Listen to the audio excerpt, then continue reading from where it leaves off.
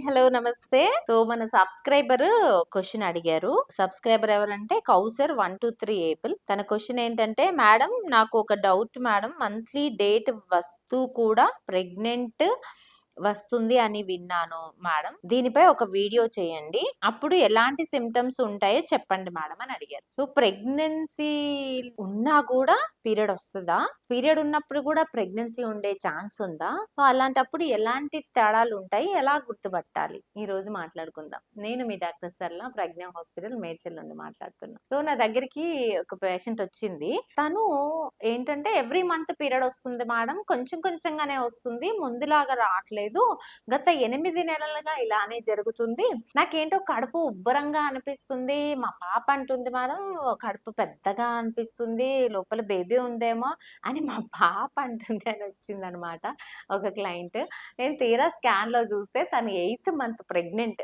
Eighth month వరకి తన పాప చెప్తే గాని తనకు తెలియలేదు తను ప్రెగ్నెంట్ అనేది. ఎందుకంటే తనకి నెల నెల పీరియడ్స్ వస్తున్నాయి. దానివల్ల ప్రెగ్నెంట్ అనే ధ్యాసని తను మర్చిపోయింది. అలా కొన్ని సందర్భాలనేవి ఎవ్రీ గైనకాలజిస్ట్ లైఫ్‌లో చూస్తూ ఉంటాం. అలా ప్రెగ్నెంట్ ఉన్నా కూడా ఎవ్రీ మంత్ పీరియడ్ వచ్చే సందర్భాలు ఉంటాయి. సో పీరియడ్ ఉన్నంత మాత్రాన ప్రెగ్నెంట్ లేదు, ప్రెగ్నెంట్ ఉండే ఛాన్స్ లేదు అనేది అనుకోవడానికి వీల్లేదు. కొంతమందిలో నేను చూసిన ఈ కేసులో మాయి తనకి కంప్లీట్‌గా కిందగా ఉందన్నమాట. మాయి కిందకు ఉండడం వల్ల ఎవ్రీ మంత్ పీరియడ్ టైంలో తనకి పీరియడ్ డేట్ కనిపిస్తూ ఉందన్నమాట.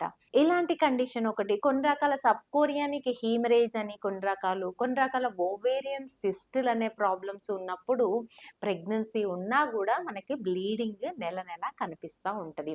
మధ్యలో మధ్యలో 15 డేస్‌కి ఒకసారి కనబడడం, లేదంటే నెలకోసారి, 2 నెలలకోసారి అలా కనిపిస్తూ ఉంటది. సో బ్లీడింగ్ అవుతుంది. ఎలా గుర్తుపట్టాలి మరి ప్రెగ్నెన్సీ అని?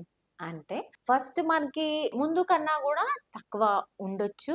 అలాగే కొన్ని రకాల సింప్టమ్స్ అంటే వామిటింగ్స్, తల తిప్పినట్టుగా ఉండడము, కొంచెం బ్రెస్ట్ ఎంగార్జ్‌మెంట్ లాంటివి ఉండడం కొంతమందిలో గుర్తుపట్టొచ్చు. కొంతమందిలో అలాంటి తేడాలేమీ తెలియదనమాట.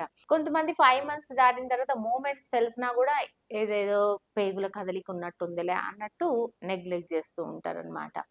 సో ఏమి అంటే నీకు పీరియడ్‌లో డ్యూరేషన్‌లో 15 రోజులకు ఒకసారి వస్తుంది. లేదంటే రావాల్సిన ఎవ్రీ మంత్ 5 డేస్ రావాల్సింది తక్కువగా వస్తుంది. కొంచెం కొంచెంగా వస్తుంది అనుకున్నా, మీకు ఎలాంటి కొంచెం డౌట్ వచ్చినా కూడా ఇమ్మీడియేట్‌గా ఒక డాక్టర్ సలహా, ఒక డాక్టర్‌ని కన్సల్ట్ అయితే మీ డౌట్స్ అన్నీ క్లియర్ అయిపోతాయి. ఇంట్లోనే ఉండి న్యాచురల్‌గా గూగుల్ చేస్తూ, న్యాచురల్ రెమెడీస్ పాటిస్తూ ఇలాంటివన్నీ మనకి మన ఇండియన్ నేచర్ ఏంటంటే అంతా అయిపోయే వరకి అన్ని గూగుల్ చేయాలి, నేచురల్‌గా ట్రై చేయాలి, అన్నీ ట్రై చేయాలి. అప్పుడు డాక్టర్ దగ్గరికెళ్ళాలి లాస్ట్ ఫైనల్‌కి.